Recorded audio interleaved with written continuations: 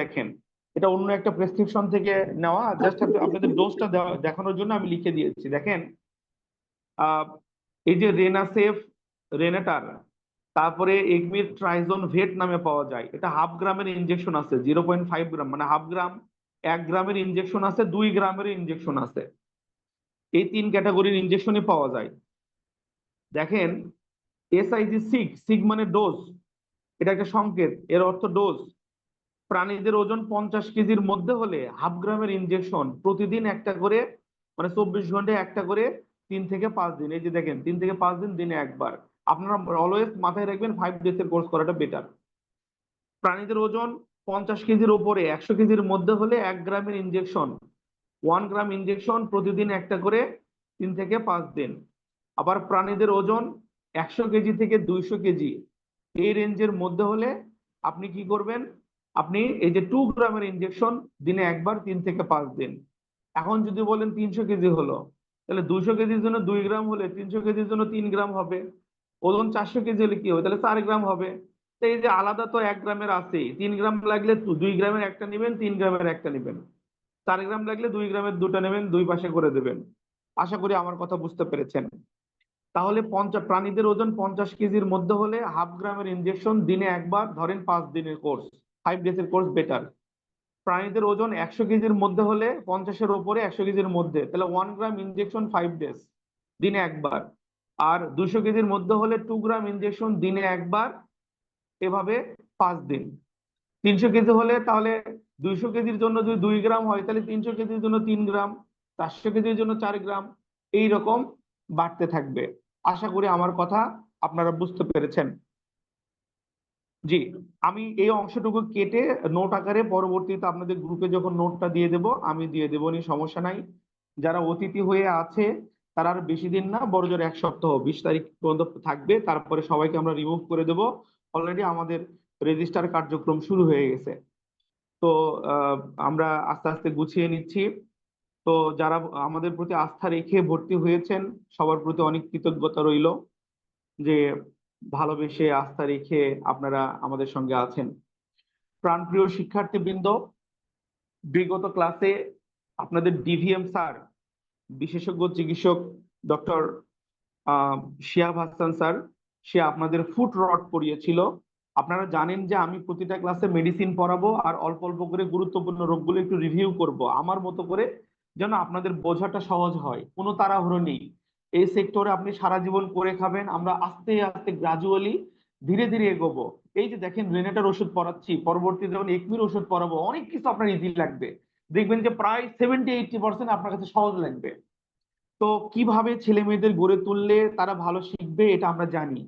মনে রাখবেন, আপনার সফলতার সঙ্গে আমাদের সফলতা নির্ভর করে। এটা আমাদের দায়িত্ব। আপনি খালি একটা কাজ করবেন, এই সপ্তাহে 2 দিন ক্লাস নেব আমরা, মনোযোগ দিয়ে ক্লাস করবেন। আর বৃহস্পতিবারে তো প্রবলেম সলভিং সেশন, মন চাইলে একটু জয়েন করে যে ক্লাসগুলো হয়েছে, কোন কোন জায়গায় বোঝেননি, প্রশ্নগুলো একটু নোট করে নিয়ে স্যারদেরকে প্রশ্ন করে, আমাদের প্রশ্ন করে, আলাদা করে কনফিউশন ক্লিয়ার করে নেবেন। প্রতিটা ক্লাসেই প্রশ্ন করার সুযোগ পাবেন। আর শুধু প্রশ্ন উত্তর পর্ব যদি আলাদা একটা ক্লাস হয়, তাহলে আপনার জন্য আরো ইজি হলো। আমি আপনাদের মাঝে একটা ফিল দিতে চাই, যে কলেজে স্যারের সামনে বসে থাকলেও আপনার মন যেন বলে স্যারের সামনে বসে থেকে ক্লাস করলেও এত প্রশ্ন করার সুযোগ স্যার দেয় না, যে যে সুযোগ আমার সিটিজেনের স্যারেরা দিচ্ছে। ওই ফিলিংসটা আপনাদের আমি দিতে চাই। ইনশাল্লাহ আমি পারবো। বিশ্বাসের জায়গায় পৌঁছেছি বলেই আপনারা কিন্তু আল্লাহর রহমতে ম্যাক্সিমাম স্টুডেন্ট আপনারা কিন্তু ভর্তি হয়েছেন। এটা আমাদের ভালো লাগা। ইনশাল্লাহ আপনারা যে সাহস করে আমাদের সঙ্গে আছেন, কথা দিলাম এর ডেফিনেটলি ন্যায্য প্রতিদান আপনারা পাবেন। যেভাবে আমরা আপনাদের সঙ্গে লেগে আছি, এই ধারাবাহিকতা চলতে থাকবে, আরো সুন্দরভাবে, আরো গোছালো ভাবে। যখন অতিরিক্ত কেউ থাকবে না, ভর্তিকৃতরা থাকবে, কিভাবে ক্লাস করা যায়, করা হয়, কিভাবে ছাত্রদের প্রশ্ন করতে হয়, সকল সিস্টেম তাদের জানা, তখন দেখবেন যে কিচির মিচির ক্যাশ ব্যাস এগুলো থাকবে না। সুন্দর আরো গোছালো ফরম্যাটে আমরা এগোতে থাকবো। আর 7টা দিন একটু সহ্য করেন, তারপরে আপনাদের আর কষ্ট দেব না, ইনশাআল্লাহ। তো প্রিয় শিক্ষার্থীবৃন্দ, আমি গুরুত্বপূর্ণ 4টা অ্যান্টিবায়োটিক নিয়ে আলোচনা করেছি। প্রথমে আলোচনা করলাম প্রোনাপেন, যেটার মূল উপাদান ছিল প্রোকেইন, বেনজাইল পেনিসিলিন আর বেনজাইল পেনিসিলিন সোডিয়াম। তো খুব গুরুত্বপূর্ণ অ্যান্টিবায়োটিক, প্রেগনেন্সিতেও নিরাপদ, ছোট থেকে বৃদ্ধ সকল প্রাণীকে ইউজ করতে পারবেন। খালি মানে সমস্যাগুলো যদি মাইল্ড টু মডারেট হয়, মৃদু থেকে মাঝারি ধরনের সমস্যা হয়, ম্যাক্সিমাম অসুখ বিসুখেই কাজ করে ভালো। তো যখন সমস্যাটা বেশি পাবেন, যদি প্রেগনেন্ট না হয়, সেই ক্ষেত্রে প্রোনাপেনের জায়গায় স্টেপটোপেন ব্যবহার করবেন। আর প্রোনাপেন স্টেপটোপেনের থেকে আরো আপডেট প্রিপারেশন কোনটা? সেফটিরেন, সেফটিওফার সোডিয়াম, ঠিক আছে, আরেকটা চমৎকার অ্যান্টিবায়োটিক। আর এই তিনটের থেকে আপডেট মানে সকল অ্যান্টিবায়োটিকের বাবা জনক, সেটা হচ্ছে কি যে সেফট্রাএক্সন সোডিয়াম। বাবা আমি আপনাদের বোঝানোর জন্য বলছি, অন্যভাবে নিয়েন না, মানে আপনাদের মনে থাকে আর কি। ওটা হচ্ছে সর্বশেষ অস্ত্র। ওটা, ওই অস্ত্রটা হৃদয়ের মাঝে তুলে রাখবেন। যখন দেয়ালে পিঠ ঠেকে যাচ্ছে, তখন যেভাবে শেখালাম ওইভাবে প্রয়োগ করতে হবে। কোন রোগের জন্য কোন ঔষধটা বেটার হবে, অ্যান্টিবায়োটিক দিবেন, একই অ্যান্টিবায়োটিক বিভিন্ন কাজ করতেছে, তাহলে কোনটার জন্য কোনটা ব্যবহার করবেন, এটা আবার প্রতিটা প্রেসক্রিপশন আপনাদের আলাদা আলাদা করে শেখাচ্ছি। যেমন ধরেন ফুট রট, এই পা পচা বা ফুট রট রোগের জন্য কোন অ্যান্টিবায়োটিকটা ভালো, কোন কোন ব্যথার ওষুধ ভালো, কোনটা কোনটা সেফ আনসেফ, সব কিছু বিস্তারিত বিশ্লেষণ করে দেব। ঠান্ডা মাথায় একটু মনোযোগ দিয়ে শুনবেন। জি, রোগের নাম ফুট রট। এটা শিহাব ভাই করিয়েছে, তার প্রতি ভালোবাসা সম্মান রেখে আমি একটু আমার মতো করে রিভিউ করব যেন আপনাদের বোঝাটা ইজি হয়।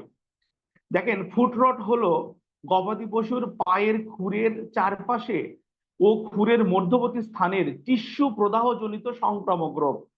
এই রোগকে interdigital necrobacillosis foul in the foot বলে। আমি সহজ করে বলি বাবা, প্রাণীদের কোনো একটা পায়ের খুরের মাঝখানের মাংসগুলো পচে দুর্গন্ধ ছড়াবে এই রোগে। আপনার সুস্থ প্রাণী হঠাৎ করে দেখতেছেন খুরে খুরে হাঁটতেছে এবং গায়ে হালকা জ্বর, অনেক বেশি জ্বর না, গরুর নর্মাল তাপমাত্রা কত? 101, বড় গরু বাছুর হলে 102, সেখানে তাপমাত্রা পাবেন 103-104 এরকম। 103-104 গরুর জন্য কিন্তু অনেক বেশি জ্বর নয়, আমাদের জন্য জ্বর বেশি, গরুর জন্য কম। তো হালকা জ্বর, গরু খুরে খুরে হাঁটতেছে এবং পায়ের খুরের মাঝখানের মাংসগুলো পচে মারাত্মক দুর্গন্ধ ছড়াবে। এই যে কোনো প্রাণীর পায়ের খুরের মাঝখানের মাংসগুলো পচে মারাত্মক দুর্গন্ধ ছড়ানো, খুরে খুরে হাঁটা, গায়ে হালকা জ্বর, এটা হচ্ছে ফুট রট বা পা পচা রোগ।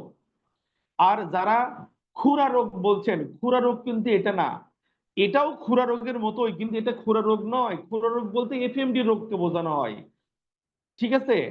যদি গায়ে হালকা জ্বর আর খুরের মধ্যে মানে খুরের মাংসগুলো পচে দুর্গন্ধ বাড়াচ্ছে, এটা হচ্ছে ফুট রট বা পা পচা রোগ। আর গরুর গায়ে জ্বর বেশি, 105-106 ডিগ্রি জ্বর, পাশাপাশি মুখ দিয়ে লালা, জিভায় ঘা এবং খুরের মধ্যে ঘা, খুব বেশি দুর্গন্ধ নাই, খুরে ঘা, মুখ দিয়ে লালা, জিভায় ঘা। আমি আবারও বলছি, খুরা রোগ বলতে এফএমডি রোগকে বুঝি। এফএমডি রোগ কোনটা? এফএমডি বলতে foot and mouth disease. Foot মানে পা, মাউথ মানে মুখ। তো খুরা রোগ বলতে এফএমডি রোগকে বোঝানো হয়। এফএমডি রোগে কি হয়?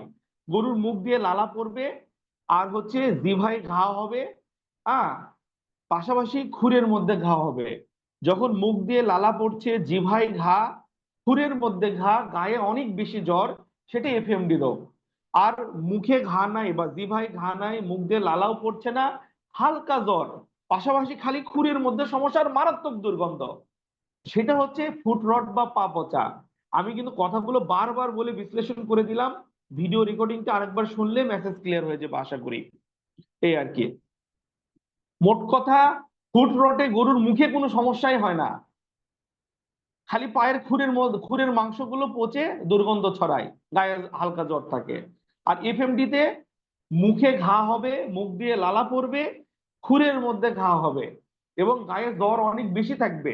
103-104 না, এফএমডিতে দেখা যাচ্ছে যে 105-106 ডিগ্রিও পেয়ে থাকি আমরা, জ্বর বাড়ে। তো যখন দেখবেন মুখে এবং খুরে সমস্যা, ওটা এফএমডি বা খুরা রোগ। আর শুধু খুরে সমস্যা, মুখে সমস্যা নাই, ওটা ফুট রট বা পা পচা রোগ। আশা করি মেসেজ ক্লিয়ার হয়েছে।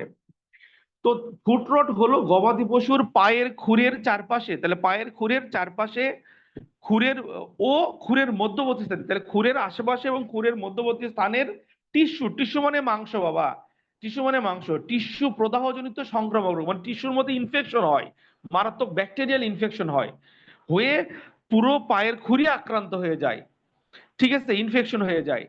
এই রোগকে ইন্টারডিজিটাল নেক্রোব্যাসিলোসিস ফাউল ইন দা ফুট বলে। মানে এই খুরের মধ্যকার মাংস পচে ফুট থেকে বা পা থেকে মারাত্মক দুর্গন্ধ বাড়ায়, সেটাকে বলা হচ্ছে ফাউল ইন দা ফুট।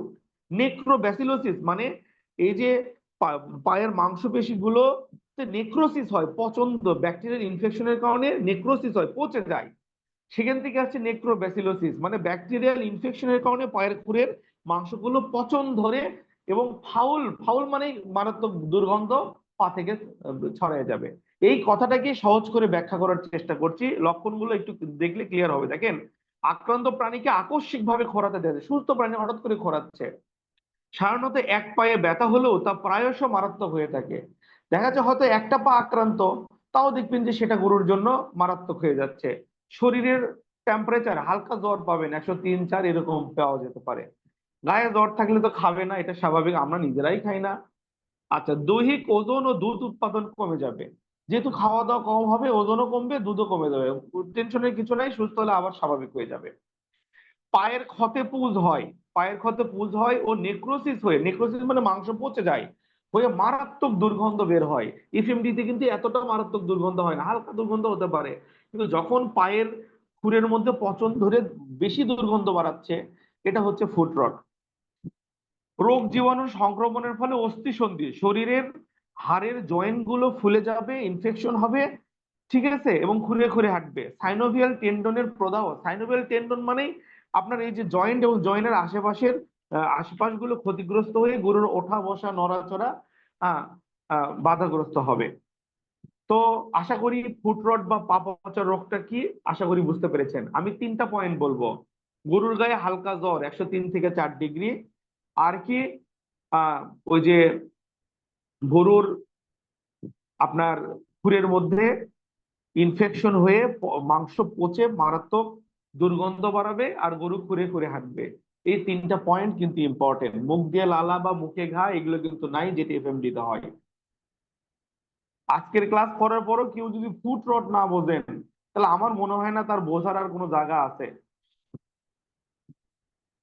না, অন্যভাবে নিয়েন না, মানে আপনাদের ক্ষেত্রে বলছি যে অনেকভাবে ব্যাখ্যা করে করে বোঝানোর চেষ্টা করছি ইস্যুটা। স্যার এটা ভাইরাস ইনফেকশন না ব্যাকটেরিয়াল ইনফেকশন? ব্যাকটেরিয়াল বাবা, ব্যাকটেরিয়াল, ব্যাকটেরিয়াল, ভাইরাল না। এফএমডি হচ্ছে ভাইরাল ইনফেকশন। এফএমডি, এফএমডি বা খুরা রোগ হলো ভাইরাল ইনফেকশন, আর ফুট রট বা পা পচা ব্যাকটেরিয়াল ইনফেকশন। দেখেন, এই যে ওই যে খুরের আশেপাশে আহ খুরের মধ্যে পচন ধরে, এই যে ফুট রটের একটা ছবি আমি গুগল থেকে নিয়ে দেখেছি, দেখাচ্ছি। এটা আপনারা কিন্তু নিজেরাও গুগলে ফুট রট লিখে সার্চ দিলে এরকম অনেক ছবি পাবেন, ঠিক আছে। আধুনিক যুগে শিক্ষা পদ্ধতিগুলো সহজ আছে, খালি নিজেকে মানে ওই শেখার মতো প্রস্তুত করা আর কি, হ্যাঁ, এই আর কি। তাহলে রোগ নিয়ে আলোচনা হলো, ছবিও দেখালাম। এখন আসল খেলা শুরু, মানে স্যার প্রেসক্রিপশন। খুরা জি, স্যার খুরা রোগ থেকে কি হলো, মানে এই ফুট রোগটা হতে পারে? ধরেন খুরা রোগের কারণে অনেক ঘা এবং অনেক হয়েছে, যার কারণে কি ব্যাকটেরিয়া জনিত কারণে পরে কি ফুট রোগ হতে পারে? খুব কম হয়, খুব কম হয়। নর্মালি ফুট রট আলাদা একটা রোগ, খুরা রোগ আলাদা একটা রোগ। তারপরেও আচ্ছা। খুরা রোগের কারণেও খুর খুর নষ্ট হয়েছে, আহ তো নষ্ট হয়ে যেতে পারে, ইনফেকশন হয়ে, কারণ অনেক খামারি আছে ঠিক মতো চিকিৎসা করে না, গায়ে লাগায় না আর কি। সেক্ষেত্রে একটা রোগ মানে মারাত্মক কন্ডিশনে গেলে মেলা কিছু হতে পারে, বোঝেননি কথাটা, এই আর জি কি। জি, আমি তো এরকম একটা খামার ছিলাম 15 দিন হ্যাঁ, আগে, 20 দিন আগে খুরা রোগ ধরছে, কিন্তু এখন অনেক ঘা এবং ব্যাকটেরিয়া মতন পছন্দের মতো দেখা যাচ্ছে।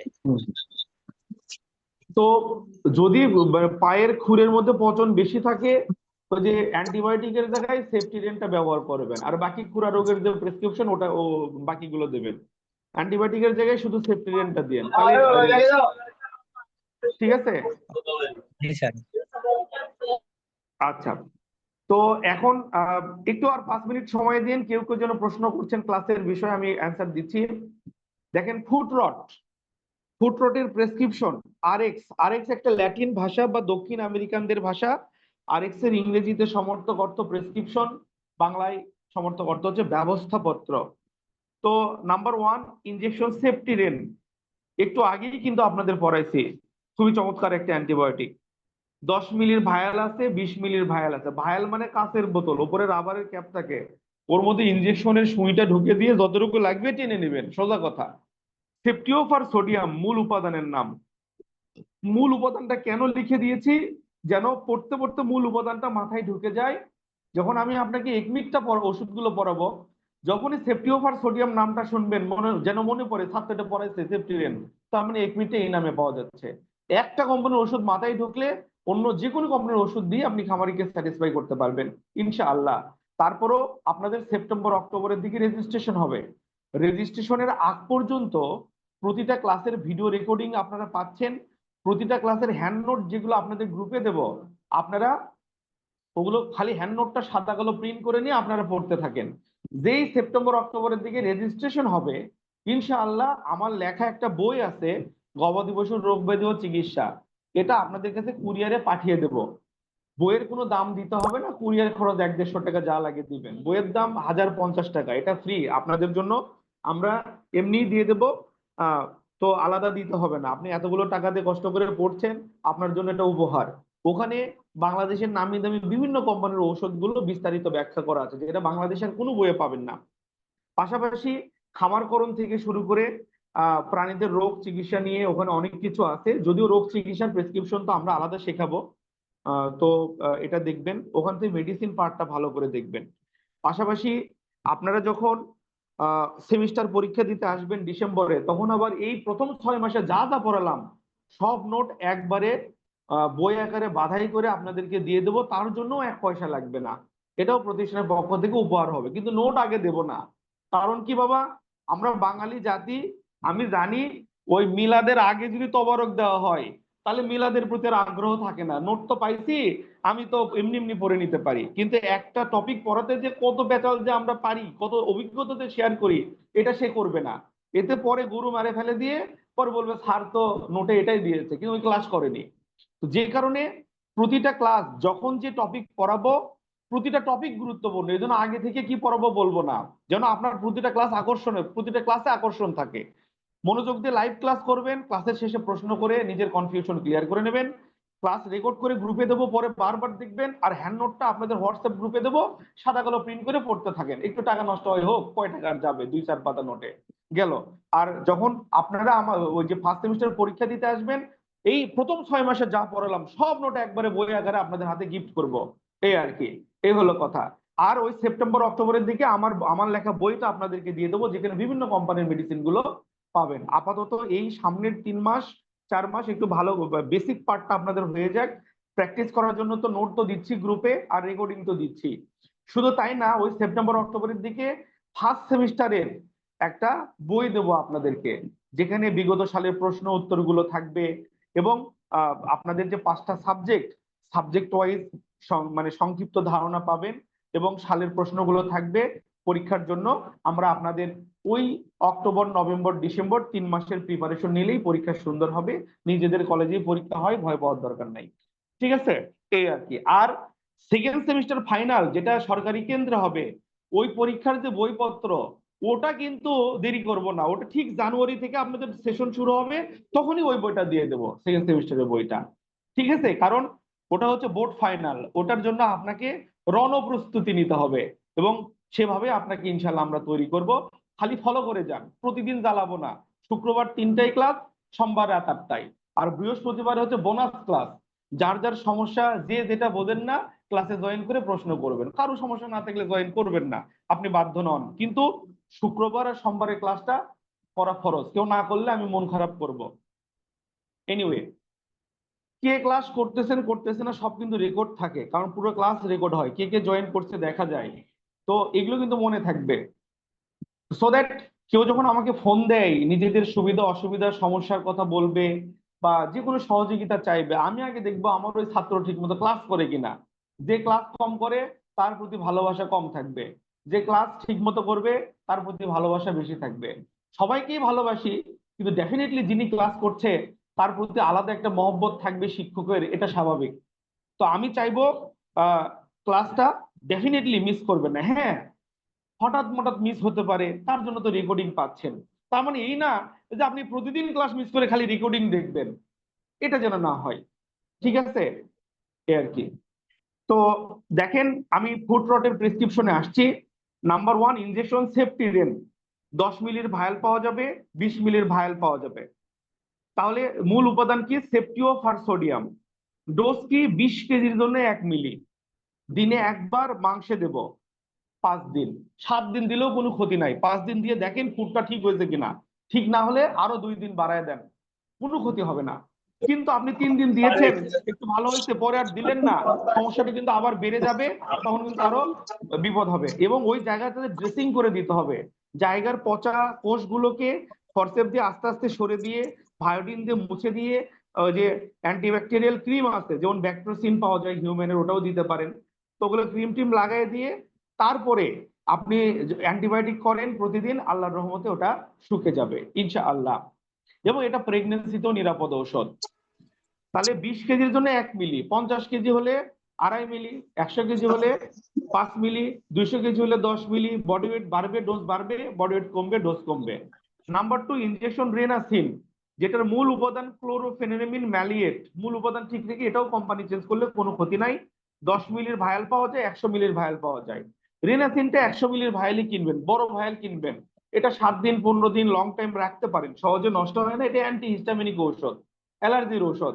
এই যে অ্যান্টিবায়োটিকটা ব্যবহার করছি, এই অ্যান্টিবায়োটিকের কারণে যেন প্রাণীর শরীরে কোনো সাইড ইফেক্ট না হয়, যে কোনো সাইড ইফেক্টকে মিনিমাইজ করবে এই অ্যান্টিহিস্টামিনিক ঔষধটা। ক্লোরোফেনিমিন ম্যালিয়েট বাজারে রিনাসিন নামে পাওয়া যায়। এটাও একই নিয়মে 20 কেজির জন্য 1 মিলি, দিনে একবার, মানে 24 ঘন্টায় একবার মাংসে দেব। এই অ্যান্টিবায়োটিক যদি 5 দিন দিই, এটাও 5 দিন। অ্যান্টিবায়োটিক 7 দিন দিলে এটাও 7 দিন। এভাবে করে আমরা কাজ করব। এরপরে নাম্বার 3তে ইনজেকশন ফ্লুমিক্সিন আছে, যেটার মূল উপাদান ফ্লুনিক্সিন ম্যাগলুমাইন। ফ্লুনিক্সিন ম্যাগলুমাইন,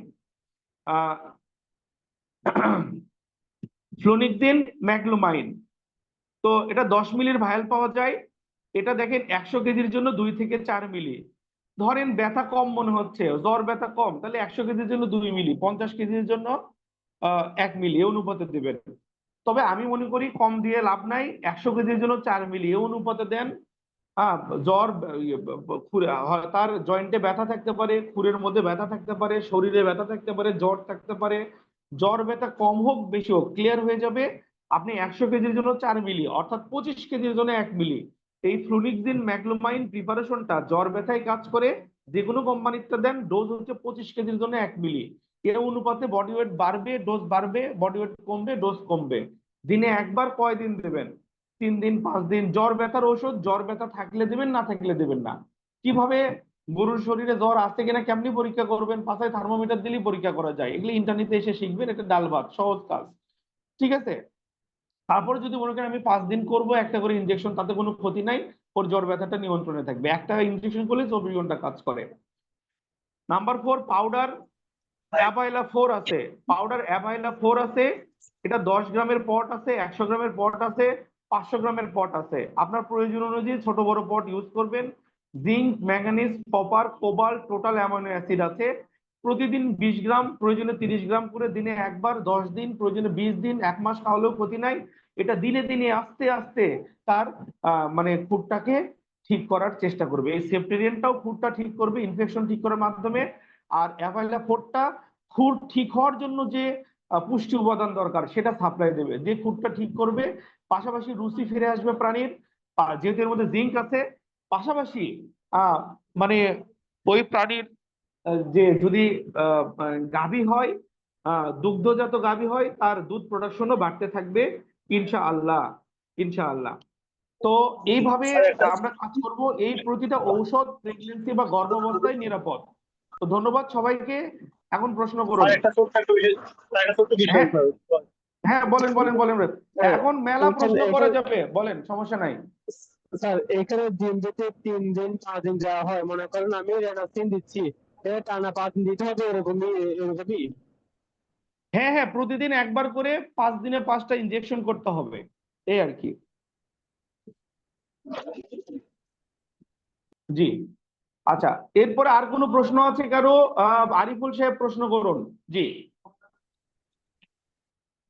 আচ্ছা, নতুন যারা আছেন বাবা, এই কোর্সের ফি আসসালামু 56। আলাইকুম স্যার। এক মিনিট বাবা, এই কোর্সের ফি 56,500 টাকা। ভর্তির সময় 1 মাসের বেতন 3,000 দিয়ে ভর্তি হবেন, প্রতি মাসে 3 করে করে দিয়ে এই জুন থেকে আগামী বছরের মে পর্যন্ত 12 মাসে 3 12 36,000। ডিসেম্বরে ফার্স্ট সেমিস্টার পরীক্ষার সময় দেবেন অতিরিক্ত 8। আগামী বছরের জুনে সেকেন্ড সেমিস্টার পরীক্ষার সময় দেবেন অতিরিক্ত 8, টোটাল 52 হলো। আর সেপ্টেম্বরের দিকে সরকারিভাবে রেজিস্ট্রেশন হবে কারিগরি বোর্ডের মাধ্যমে, তখন দেবেন অতিরিক্ত 4, এই সামনের সেপ্টেম্বরে। এই টোটাল 56 হলো। আর হচ্ছে 500 টাকা আপনাদের কাছে থাকবে, ফাইনাল পরীক্ষা দিয়ে বাসায় চলে যাবেন। পরীক্ষার পর যখন রেজাল্ট হয়ে বোর্ডের সার্টিফিকেট রেডি হবে, সার্টিফিকেট উত্তোলন করে কুরিয়ারে আপনাদের কাছে পাঠাবো, তখন 500 টাকা লাগবে। এই টোটাল 56,500 টাকার মধ্যে বোর্ডের registration, form fill up, course fee, internee fee, certificate fee সবকিছু এর মাঝে ইনক্লুড করা আছে। শুধুমাত্র হোস্টেল এবং থাকা খাওয়ার খরচ আলাদা, এই আর কি। আপনারা 15 দিনের জন্য ইন্টার্নিতে আসবেন ফ্রি টাইমে। ফার্স্ট সেমিস্টারে আসলে বেশি ভালো হবে। আগামী 6 মাসের মধ্যে কেউ কেউ পরীক্ষা দিতে এসে ইন্টার্নি করে যেতে পারেন, তবে ফ্রি টাইমে আগে এসে করা ভালো। তো যখন আসবেন মনে রাখবেন, হোস্টেলে 7 দিন থাকেন, 15 দিন থাকেন, 1 মাস থাকেন, হোস্টেল ফি 1500 টাকা, বিদ্যুৎ বিল বাবদ 200 টাকা যুক্ত হবে। আর খাওয়া দাওয়া, যেহেতু ইন্টার্নিতে থাকবেন, হোস্টেলে রান্না বান্না করে খাওয়ার সুযোগ পাবেন না, কারণ আপনি শত শত খামারে আপনাকে নিয়ে রান করা হবে। কখন কোথায় মানে দুপুর হবে, কখন কোথায় সন্ধ্যা হবে টের পাবেন না। তো যে কারণে যেখানে যে অবস্থায় থাকেন, আপনার স্যার যেরকম ডাল ভাত খাবে কোনো হোটেলে বসে, আপনিও খেয়ে নেবেন। 15 দিন তো সমস্যা নাই, ভিআইপি খাবার দরকার নাই, ডাল ভাত সবজি ভাত খেলে হবে। ভালো করে শিখে তারপরে বাসায় যেয়ে আপনি যেভাবে ইচ্ছে খাওয়া দাওয়া করেন পরে। আর যারা হোস্টেলে থেকে পড়াশোনা করবেন, চলে আসতে পারেন, ভর্তি হয়ে হোস্টেলে উঠবেন। ওই যে বললাম 1500 টাকা সিট ভাড়া, আর খাওয়া দাওয়া বাবদ, যেহেতু নিজেরা যদি রান্না করে খান, মাস গেলে 3 থেকে 3,500 টাকা খাওয়া দাওয়ার মধ্যে বাবদ খরচ হতে পারে। আইডিয়া করে বলছি, আপনারা যেমন খাবেন তেমন খরচ হবে, ওখানে তো আমার কোনো ইয়ে নাই। তো এবারে যে মাসে 5-6 হাজার টাকা আপনার খরচ হবে, তবে আমি মনে করি অনলাইনে ক্লাসগুলো করেন, আসলে আসেন নভেম্বর ডিসেম্বরের দিকে 2-1 মাস হোস্টেলে থেকে প্র্যাকটিক্যাল করে পরীক্ষা দিয়ে চলে যান, ঝামেলা কম হলো। আপনি এখানে থাকা খাওয়া বাবদ 1 মাসে 6,000 খরচ করলে, ওই 6,000 টাকা দিয়ে আপনার 2 মাসের বেতন হবে। তো যারা ফিরে আসেন, আর্থিকভাবে সচ্ছল আছেন, যে না স্যার আমি হোস্টেলেই থাকবো, আপনি হোস্টেলে থাকলে আমার লাভ বেশি। কারণ যে আমার হোস্টেলে তো বেশি ছাত্র থাকে না, 5 তলা একটা বিল্ডিং রেখেছে আপনাদের জন্য, কিন্তু হোস্টেলে থাকে 5 জন 7 জন, ওই যে যার যার যখন ইন্টার্নি শিডিউল ওয়াইজ এসে ইন্টার্নি করে 15 দিন থেকে চলে যায়। আপনার হোস্টেলে থাকলে আমার সুবিধা, কিন্তু বাবা আমার উদ্দেশ্য একটাই, যে সোজা করে বলি, 1 বছরে যে 56 খরচ করবেন, ওই টাকা যেন মহান আল্লাহর ইচ্ছায় 1 মাসে ইনকাম হয় বা তার বেশি হয়, সেভাবে আপনাকে আমি গড়ে তুলবো, যেন আপনার উপরে অতিরিক্ত লোড না পড়ে। কিন্তু আপনাদেরকে যদি একটা বেটার কোয়ালিটি সার্ভিস দিতে চাই, বাবা এখানে অনেকগুলো মানুষ জব করে, মাসে লক্ষ লক্ষ টাকা পে করতে হয় আমাকে তাদের বেতন বাবদ। হ্যাঁ, একাডেমিক কস্ট আছে, এগুলোর জন্য কিছু অনারিয়াম লাগবে। না হলে তো আমরা মানে ক্ষুধার্ত পেটে অভাবী প্রতিষ্ঠান নিয়ে আপনাকে ভালো সার্ভিস দিতে পারবো না। কারণ সিটিজেন যেরকম বাংলাদেশের বুকে প্রাউডলি মুভ করছে, আপনিও যেন প্রাউডলি মুভ করতে পারেন, সেভাবে আমরা সবকিছু মেনটেন করতে চাই। তো আমি মনে করি নিজের সারা জীবনের স্বপ্ন পূরণ করার জন্য যে 1 বছরে 56,500 টাকা কখনোই বেশি নয়, কখনোই বেশি নয়। কিন্তু একটা কোয়ালিটি সার্ভিস পাওয়ার জন্য এরকম ডেফিনেটলি খরচ করতে হবে। অনেক প্রতিষ্ঠান আছে কোর্স ফি অনেক কম নিতে পারে, তারা নামমাত্র একটা সার্ভিস দিয়ে লামছাম কিছু শেখায়ে আপনার হাতে সার্টিফিকেট তুলে দেওয়ার চেষ্টা করবে। কিন্তু বিশ্বাস করেন, ওই সার্টিফিকেট নেওয়া আর নিজের পায়ে কুড়াল মারা একই। কারণ আপনার কোনো সার্টিফিকেট আপনার জীবনের স্বপ্ন পূরণ করতে পারবে না। আপনাকে পেশাগত জীবনে সফল কাম করবে আপনি শিক্ষকের কাছ থেকে যে স্কিলটা পাইছেন, এটা কোনো সার্টিফিকেট নয়। সার্টিফিকেট একটা সামাজিক বা পেশাগত জীবনের স্বীকৃতি ছাড়া আর কিচ্ছু নয়। বাকি সবটুকু আপনার জীবনে ভালো থাকা নির্ভর করছে শিক্ষকের কাছ থেকে প্রাপ্ত জ্ঞান। যদি ক্লাসের মাধ্যমে আপনাদের মনে ওই বিশ্বাসের জায়গাটা নিতে পারি, দয়া করে ভর্তি হবেন, আদারওয়াইজ নট। আমরা কাউকে বিরক্তও করব না, টেনশন করবেন না। বাবা আরিফ কথা বলবেন। জি, ধন্যবাদ। স্যার আমার প্রশ্নটা হলো যে অ্যান্টিবায়োটিক তো যে কোনো ওষুধ বা রোগের শুরুতে ব্যবহার করা যায় না, তাহলে মানে এটার ব্যবহার বিধি কি? আসলে কোন সময় গিয়ে বুঝতে হবে যে এখন অ্যান্টিবায়োটিক দিতে হবে? বিষয়টা হলো কি বাবা, যে আপনাদেরকে যখন আমি লাম্পি স্কিন ডিজিজ পড়িয়েছি, তখন কিন্তু শুরুতেই বলছি যে অ্যান্টিবায়োটিক আগেই দিবেন না। এটা 4-5 দিন পর যখন লাম্পির গোটাগুলো ফাটা শুরু হবে তখন অ্যান্টিবায়োটিক ইউজ করবেন ক্ষত শুকানোর জন্য। এছাড়া এফএমডি বলেন, ফুট রট বলেন, প্রতিটা ক্ষেত্রেই যেখানে অ্যান্টিবায়োটিক প্রয়োজন, আমরা কিন্তু অ্যান্টিবায়োটিক দিয়ে দিচ্ছি। আবার অনেক রোগ আছে অ্যান্টিবায়োটিক, যেমন আপনাদের খাবারের অরুচির চিকিৎসা করাচ্ছে, ওখানে কিন্তু কোনো অ্যান্টিবায়োটিক ইউজ করিনি। তো যেখানে যে অস্ত্রটা যখন প্রয়োগ করা লাগবে, এটা আমরা দুজন বিশেষজ্ঞ চিকিৎসক জীবনের অভিজ্ঞতাকে সমন্বয় করে আমরা আপনাদেরকে প্রেসক্রিপশন শেখাচ্ছি।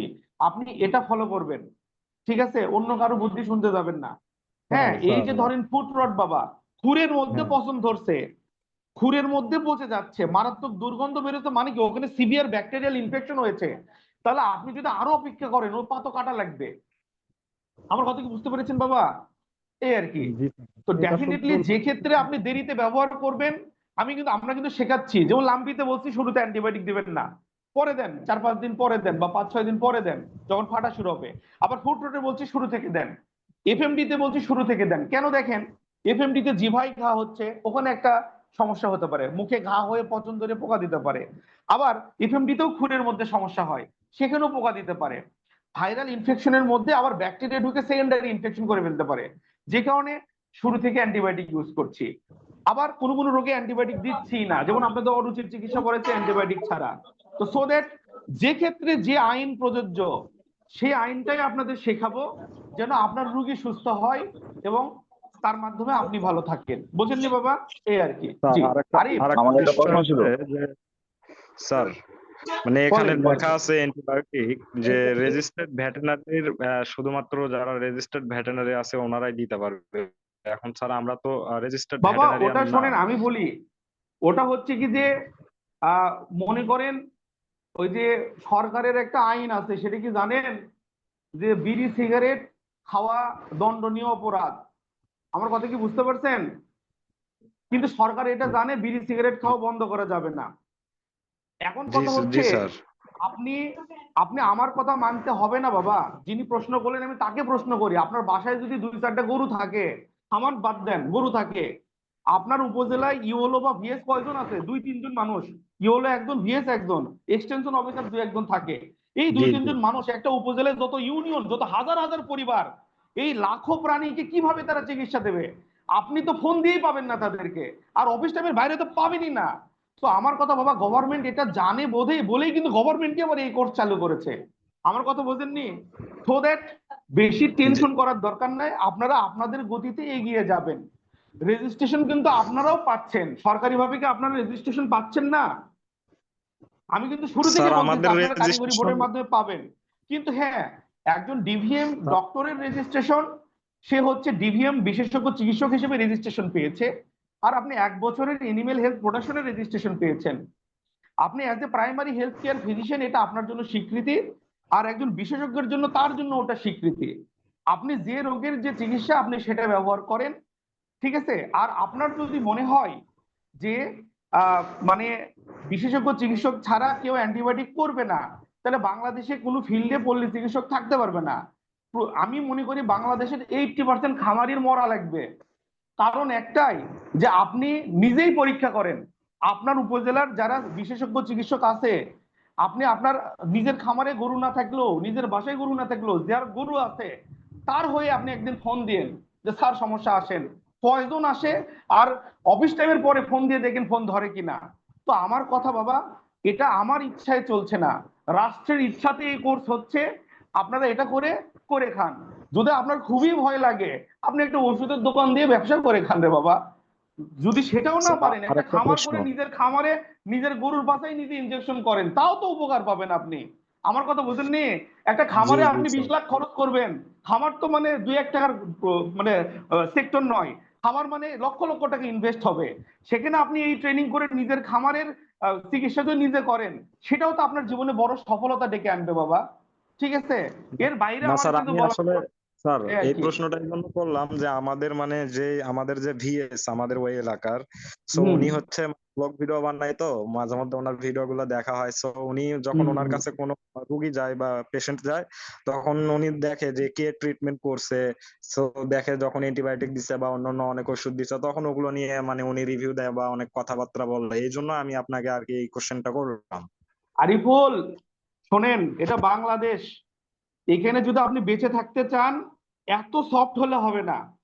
ঠিক আছে, আপনার সার্টিফিকেট আছে, আপনি করে খান। আপনার কলার ধরলে 1 মাসের 3 মাসের কোর্স করে পল্লী চিকিৎসা দিয়ে ফাটাই দিচ্ছে, সেখানে কারা ক্লাস নেয়? আপনার ইওলো বিএস ছাড়াই যে ক্লাস নেয়, খোঁজ নিয়ে দেখেন।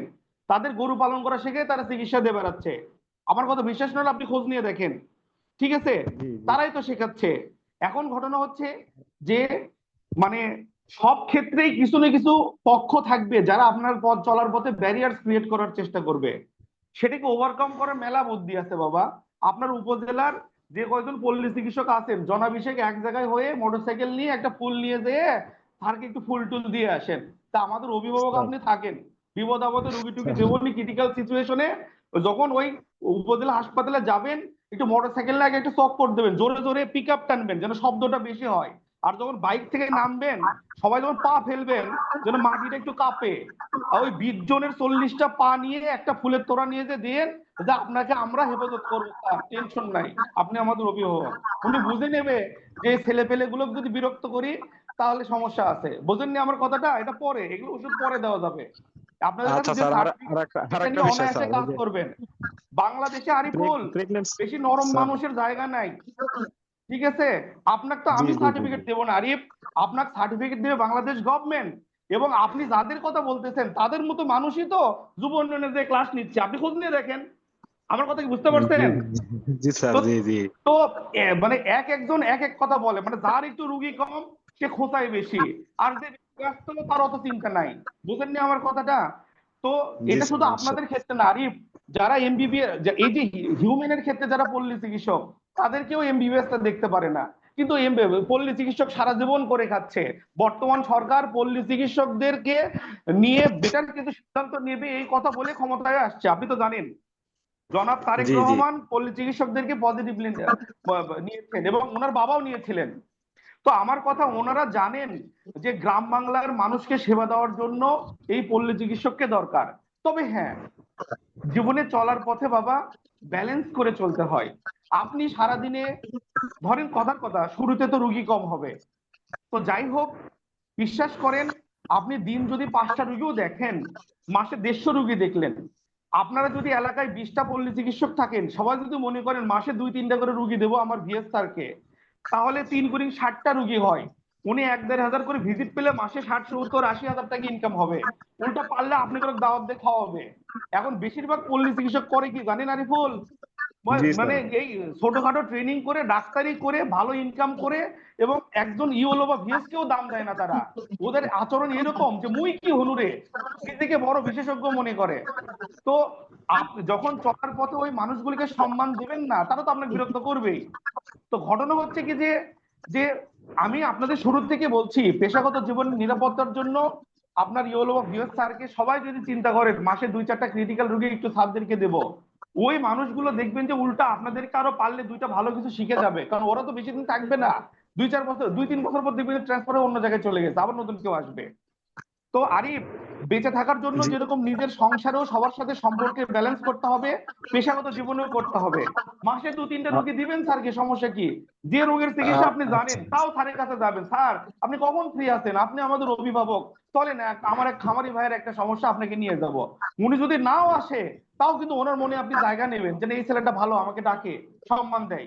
তো ওনাকে যখন বাইকে জি করে স্যার, নিয়ে জি যে জি। রুগীটা দেখাবেন, উনি রুগীটা দেখে খামারির কাছ থেকে 1,000 ভিজিট নিয়ে ওনার পকেটে দিবেন, ওই মানুষটা কোনোদিনই আপনার সাথে অন্যায় আচরণ করতে পারবে না। ঠিক আছে, বেঁচে থাকার জি জন্য স্যার। সম্পর্ক তৈরি করাটা বেটার বাবা আরিফ। ঠিক আছে, এবং এই সম্পর্কের ব্যালেন্স যদি নিজের বউ, নিজের স্ত্রী, সন্তান বা শ্বশুর শাশুড়ি বাপ মায়ের সঙ্গেও করতে না পারেন, সেখানেও আমরা ব্যর্থ। জীবনে বেঁচে থাকতে হলে সম্পর্ক তৈরি করতেই হবে আপনাকে, কিছুই করার নাই। যাই হোক, অনেক কথা জি বললাম, জি স্যার। অন্যভাবে নেবেন না। আরিফ, ধন্যবাদ স্যার আপনাকে। স্যার জি আরেকটা বিষয়, ওই যে স্যার হ্যাঁ আমার একটা প্রশ্ন ছিল। প্রেসক্রিপশন যেটা করেন স্যার, হ্যাঁ এই প্রেসক্রিপশনে যে অনেক সময় প্রেগনেন্সি সেফ আর প্রেগনেন্সি সেফ না, এটা হচ্ছে আপনি মৌখিক বলে দেন বা মুখে বলে দেন ক্লাস টাইম ভিডিওর ভেতরে। তো আমি মানে আমার ব্যক্তিগত আরিফ, মতামত এটার আর উপরে কি। আলাদা একটা নোট দেবো। প্রেগনেন্সিতে বেশিরভাগ আমরা যেগুলো পড়াবো এমন ভাবে প্রেসক্রিপশন শেখাচ্ছি আপনাদের, বেশিরভাগ প্রেসক্রিপশন ওষুধই প্রেগনেন্সিতে নিরাপদ। হঠাৎ দু একটা বাড়াবে অনিরাপদ, অনিরাপদ ওষুধ দিয়ে আপনাদের প্রেসক্রিপশন আমরা শেখাবো না, তাহলে সমস্যা হবে আপনাদের। আর আমি একটু মাসখানিক ক্লাস হলে অ্যান্টিবায়োটিক গুলো পড়াই, শেষ হলে কোন কোন ঔষধ প্রেগনেন্সিতে দেওয়া যাবে না ওই কটা আলাদাভাবে একটা নোট দিয়ে পড়াবো। ওই দেওয়া যাবে না এটা মাথায় থাকলে বাকি সব দেওয়া যাবে। আমার কথা বোঝেননি? আলাদা একটা জি ক্লাস জি হবে। জি স্যার। জি, জি আমি স্যার। নেব, সমস্যা নাই। জি, ধন্যবাদ। নুরুল আমিন জি স্যার। প্রশ্ন করেন। জি হ্যাঁ। জি স্যার বলছি যে প্রত্যেকটা যে অ্যান্টিবায়োটিক ইনজেকশন এটার জন্য বোলাস আইটেম আছে না স্যার? এবং বোলাস আছে বাবা, এগুলো ক্ষেত্রে বোলাস গুলো দিলে কাজ হবে না, রেজাল্ট পাবেন না।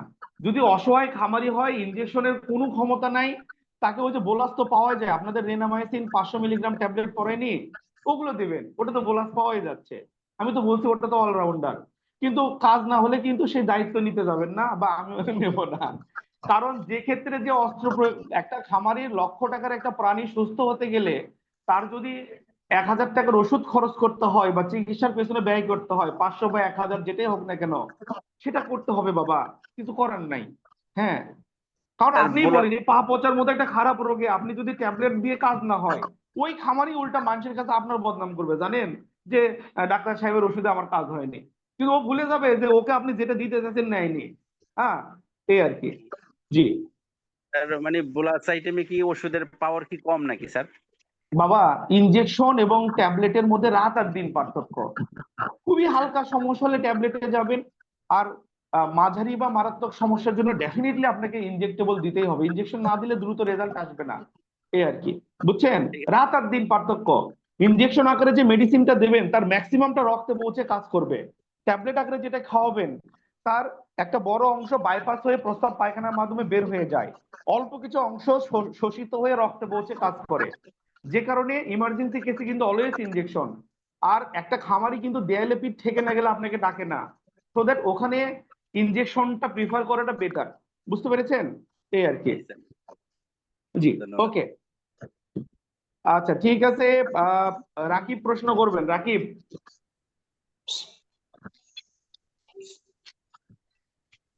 রাকিব আছেন বাবা? স্যার আমি আরিফুল পাবনা থেকে বলছিলাম স্যার, আমি জি প্রশ্ন জি, করতে চাইছিলাম স্যার। জি বাবা, আরিফুল বলেন। আরিফুল গাইবান্ধার একজন আছে, গল্প হলো, এবার আপনি বলেন। জি স্যার আমি পাবনার আরিফুল স্যার। জি বাবা, জি হ্যাঁ, বলেন বলেন, জি হ্যাঁ। আর আমার প্রশ্ন হচ্ছে স্যার, এখন আমার এলাকাতে মানে পশু ডাক্তার অনেক, বুঝছেন, মানে গ্রাম্য পল্লী চিকিৎসক অনেক, কিন্তু আমার গ্রাম্য যে বাজার, ওই বাজারে আপনার ভেটেরিনারি কোনো ঔষধের দোকান নাই। এখন স্যার দোকান নাই বলতে ওরা দোকান রাখে না, ওই যে দোকান দিলে ওষুধ গ্রামের লোকজন বাকিটা কিনে নেয়, এইসব এতে আর কি হ্যারাসমেন্টে ওরা ওষুধ আর কি ওষুধের দোকান করে নাই। এখন স্যার আমি চাচ্ছি যে জানুয়ারির মধ্যে স্যার আমি আপনার কোর্সটা মোটামুটি ইন্টার্নে শেষ করে জানুয়ারির মধ্যে স্যার আমি একটা ভেটেরিনারি ফার্মেসি দিতে যাচ্ছি স্যার আমার বাজারে। এখন তো স্যার সম্ভব নাকি স্যার? 100% সম্ভব। সার্বিক সহযোগিতা আমি করব, আপনি কোনো টেনশন করবেন না। আপনাকে এমন ভাবে তৈরি করতে চাই, চিকিৎসকও হবেন এবং মেডিসিন জি জি বিজনেসও করবেন, যেন জি আপনার স্যার। জি ক্লায়েন্টকে আপনি খামারে যে বিপদ মুহূর্তে আপনি সেবাটা দিয়ে আসতে পারেন, আর ছোটখাটো জি সমস্যায় যেন চেম্বারে বসে ওষুধ দিতে পারেন। একটা কথা জি মনে স্যার। রাখবেন আরিফ, যে জি স্যার। আমাদের দেশে এটা 20 কোটি লোকের দেশ, আপনি যে সেক্টরে যাবেন সেখানেই কম্পিটিটর আছে। কিন্তু আমরা কারো হুম, দিকে তাকাবো না, আমরা নিজেদের স্কিলটাকে ডেভেলপ করব ভালো মতো, যেন জি স্যার। মানে আপনার স্কিলটা যদি ভালো থাকে বাবা, পল্লী চিকিৎসক নয় 100টা থাক, আপনার দেখার দরকার নাই। আপনি খালি একটা জিনিস মাথায় রাখবেন, যে খামারে একবার যাবেন, খামারির সঙ্গে ভালো ব্যবহার ভালো চিকিৎসা দুটোর সমন্বয় যদি ঠিক মতো করতে পারেন, আল্লাহর রহমতে 6 মাস লেগে থাকেন, এমনি সফলতা আসবে। ঠিক আছে, চিকিৎসক আমার এলাকাতে অনেক আছে, কিন্তু যে ভালো চিকিৎসক সে ঠিকই ইনকাম করে খাচ্ছে, আর যারা নর্মাল তারা ওই যে মানে দুর্বল অবস্থাতেই আছে। তো ডেফিনেটলি কম্পিটিশন থাকবে। আপনি যেটা চাচ্ছেন ইনশাল্লাহ সেটা হবে, মেডিসিন বিজনেস করবেন, পাশাপাশি চিকিৎসক হিসেবেও আপনাকে তৈরি করব, যেন বিপদ মুহূর্তে যে, হ্যাঁ একটা খামারি বলতেছে ভাই আপনার কাছ থেকে তো ওষুধ নেই আমি, আমার গরুর বিপদ, আপনি আসেন, যেন ইমার্জেন্সি বাইক নিয়ে যেয়ে ইমার্জেন্সি সেবাটা দিয়ে আসতে পারেন। বুঝেননি বাবা? এই আর কি। জি স্যার, জি, এরকম এরকম পরিকল্পনায় স্যার আপনার এখানে আর কি স্যার আমার আশা আর কি স্যার। ইনশাআল্লাহ ইনশাআল্লাহ কোনো সমস্যা হবে না, শুধু আমাদের ওই সঙ্গে থাকেন, কথা দিলাম শুরু করবেন, আপনি দোকান খুঁজতে থাকেন, মনে মনে নিয়ত করবেন জানুয়ারি থেকে শুরু করবেন, তার আগে আপনাকে কি গাইডলাইন দেওয়া লাগে আমি দেব, এটা দায়িত্ব আমার, এই আর এখন কি। স্যার ওই কিছু জটিলতা যদি থাকে স্যার আপনি একটু হেল্প না করবেন ওগুলো স্যার। আমি কি জটিলতা আমি তো জানি, আমি তো ফার্মেসি কাউন্সিলের সাবেক এক্সামিনার। আপনার জি স্যার, জি ফার্মাসিস্ট লাইসেন্স, ড্রাগ লাইসেন্স লাগবে, সেটার বিকল্প হিসেবে কোন ব্যবস্থা করে আপনি দ্রুত শুরু করবেন, কারণ ওই লাইসেন্স গুলো কয়েক বছর সময় লাগবে হতে, যেন তার জি আগে স্যার, একটা এক্সট্রা ব্যাকআপ আপনার থাকে, যেটা দিয়ে আপনি আইনগত একটা ব্যাকআপ পাবেন, সেইভাবে আমি জি আপনাকে স্যার। গাইড করব, সমস্যা নেই। ঠিক আছে, আমাকে কেউ এই জটিলতায় কেউ ফেলতে না পারে স্যার আর কি। জি জি জি, খালি আমাকে একটু সময় দিবেন, সেপ্টেম্বরে রেজিস্ট্রেশনটা হোক, হওয়ার পরে আমি আপনাকে একটা টেস্টিমোনিয়াল দেবো, সেটা নিয়ে আপনি একটা ট্রেড লাইসেন্স করেও শুরু করতে পারবেন। আবার ডিসেম্বরে ফার্স্ট সেমিস্টার পরীক্ষা দিতে আসলে তো সরকারিভাবে রেজিস্ট্রেশন কার্ডই পাবেন, রেজিস্ট্রেশন নাম্বার সহ, ওটাও আপনার একটা বড় সার্টিফিকেট, এগুলো নিয়ে শুরু করে দেবেন, বাকি লাইসেন্স গুলো আস্তে আস্তে হবে, আমি গাইড করব, সমস্যা নাই। ঠিক আছে, জি স্যার, জি, জি স্যার। ধন্যবাদ, স্যার আমার আসসালাম। একটা প্রশ্ন ধন্যবাদ। ছিল। জি বাবা, জি, নাম বলে প্রশ্ন করবেন, হ্যাঁ। জি স্যার, আমার নাম নাহিদ হাসান, হ্যাঁ নাহিদ, কুমিল্লা থেকে জি হ্যাঁ বলতেছি। বলেন, জি জি জি বলেন, হ্যাঁ। স্যার মানে যে মেডিসিন গুলো পড়াচ্ছেন এটা তো একটা মেডিসিন অনেক রোগের কাজ করে তাই না? তো এটা হুম, কি এভাবে বুঝাই দিবেন না যে মানে একটা মেডিসিন স্পেসিফিক একটা রোগের জন্য বেশি কাজ করে, তাহলে বিষয়টা আমাদের জন্য বেশি নাহিদ মানে আমি তো ইজি হবে অলরেডি না? সেটা বোঝাচ্ছি, এই যে দেখেন ফুট রড পড়ালাম, আপনাদের আজকে 4টা গুরুত্বপূর্ণ অ্যান্টিবায়োটিক পড়াইছি, কিন্তু আপনাকে যখন ফুট রড আমি পড়াচ্ছি পা পচা রোগ, সেখানে কি আমি 4টা ব্যবহার করছি নাকি যে কোনো একটা, আপনি বলেন। স্যার একটা ঠিক আছে। একটা, তাহলে কোন রোগের জন্য কোন অ্যান্টিবায়োটিক বেটার সেটা আপনাকে প্রেসক্রিপশনে শেখাচ্ছি, আর অ্যান্টিবায়োটিক গুলোর সঙ্গে পরিচয় করে দিচ্ছি একটা অ্যান্টিবায়োটিক কোন কোন কাজ করতে পারে। আমরা মানুষরা যেরকম বাবা, সবাই মানুষ, একটা কাজ সবাই করতে পারবো, কোনো কাজে আমি পারফেক্ট, কোনো কাজে আপনি পারফেক্ট, তাই কিনা? তো যখন রোগের চিকিৎসা পড়াবো, কোন ক্ষেত্রে কে পারফেক্ট সেটা পড়াবো, আমার কথা বলছেন নি? জি স্যার, জি আর স্যার, যখন জি স্যার, অ্যান্টিবায়োটিক জি গুলো স্যার, চেনাবো, কার কার কি ক্ষমতা সেটা তো আপনাকে জানাতে হবে, তাই না বাবা বলেন? এই যে জি জি এফএমডি জি পড়াইছি তার জন্য কোন অ্যান্টিবায়োটিকটা ভালো শেখাইছি, আজকে আজকে ফুড রটের জন্য কোনটা ভালো এটা শেখাই দিচ্ছি, এইভাবে কোন রোগের জন্য কোন ঔষধটা স্পেশাল সেটা দিয়েই প্রেসক্রিপশন শেখানো হচ্ছে, যেন আপনি যে প্রেসক্রিপশনটা খামারিকে দেবেন, যেন ওখান থেকে আপনি একটা বেটার ফিডব্যাক পান, কারণ আপনি বেটার ফিডব্যাক না পেলে তো পরে আপনাকে আর ডাকবে না। ঠিক আছে, আপনি তো জি এই স্যার, ক্ষেত্রে জি স্যার, মানে সফলতা পাবেন না, এটা তো আমারও চ্যালেঞ্জ, আপনি টেনশন করবেন না, খালি ক্লাস ফলো করেন তাহলেই হবে, হ্যাঁ। জি, জি স্যার, থ্যাংক ইউ। ওকে, হ্যাঁ ধন্যবাদ। মনে করবেন স্যার একটা স্যার রোগের প্রেসক্রিপশন হচ্ছে একটা সূত্র, একটা রোগের প্রেসক্রিপশন মানে একটা সূত্র, আপনি মূল উপাদান ঠিক রেখে অন্য কোম্পানি দিতে পারেন, সমস্যা নাই, কিন্তু সূত্রটা ব্রেক করবেন না, এই হচ্ছে কথা।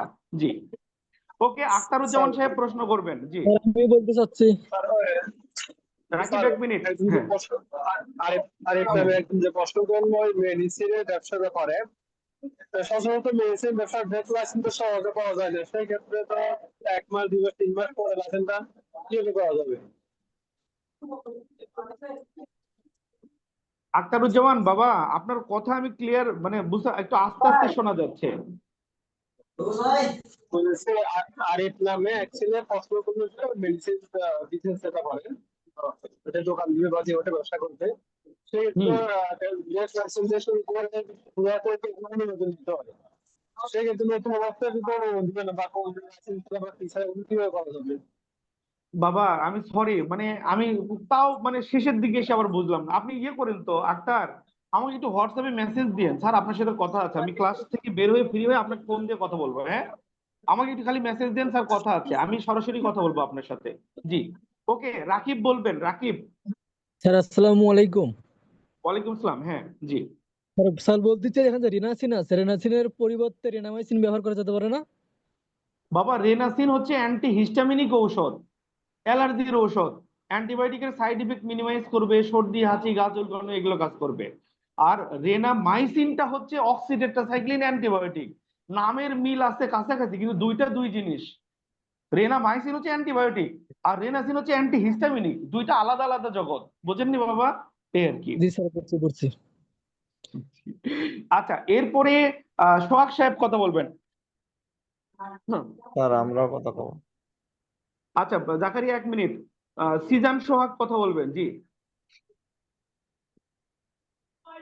সিজান সোহাগ সাহেব আছেন?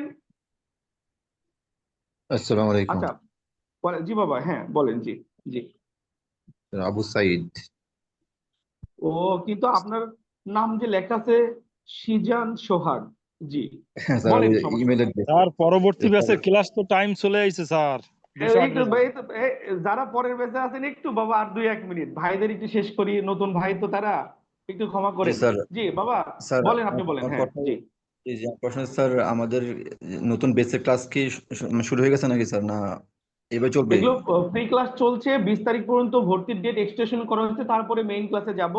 আর এ পর্যন্ত যে ক্লাসগুলো নিয়েছি পরবর্তীতে নতুন টপিকের সঙ্গে একটা একটা করে অল্প অল্প করে রিভিউ করব আবার, যদিও ভিডিও আছে আপনারা এমনি দেখতে পাবেন, তারপর আবার চাইলে রিপিট করব। ঠিক আছে, এই আর কি। ঠিক আছে, ঠিক আছে। জি বাবা, জি আল্লাহ হাফেজ। ধন্যবাদ। জাকারিয়ার প্রশ্নটা নিয়ে আমি চলে যাব, আর যারা প্রশ্ন করতে পারছেন না হোয়াটসঅ্যাপে ভয়েস দেবেন, রিপ্লাই দেব। ঠিক আছে, জাকারিয়া বলেন, খন্দকার জাকারিয়া। স্যার প্রশ্ন নাই স্যার। ওকে, ধন্যবাদ, আমি বিদায় নিচ্ছি। যাদের প্রশ্ন নিলাম না হোয়াটসঅ্যাপে মেসেজ দিন, আমি রিপ্লাই দেব। আল্লাহ হাফেজ।